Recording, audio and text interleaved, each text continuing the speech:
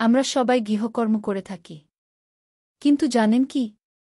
সংসারের কাজ ভাগাভাগি করা মানসিক স্বাস্থ্যের উপর ইতিবাচক প্রভাব ফেলে।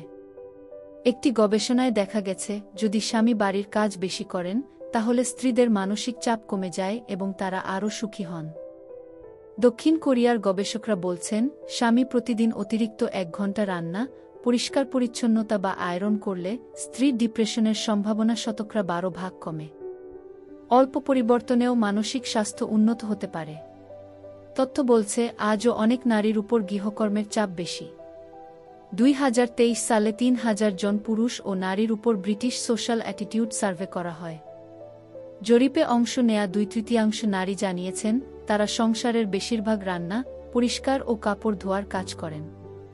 এই অসম ভাগাভাগির ফলে মানসিক চাপ ও ক্লান্তি তৈরি হয়, যা সম্পর্কেও প্রভাব ফেলে। তবে যখন স্বামী-স্ত্রী একসাথে কাজ ভাগ করেন, সম্পর্ক আরও শক্তিশালী হয় এবং পারস্পরিক সমর্থন বাড়ে। ঘরকর্ম শুধু দায়িত্ব নয়, বরং পরিবারের যত্ন নেওয়ার একটি উপায়। যখন দুইজনই দায়িত্ব ভাগ করেন, তখন সম্মান ও ভালোবাসা বাড়ে। তাই সুখী ও স্বাস্থ্যকর সম্পর্কের জন্য সংসারের কাজ ভাগ করুন।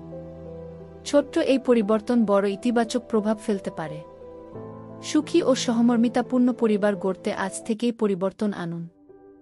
ধন্যবাদ।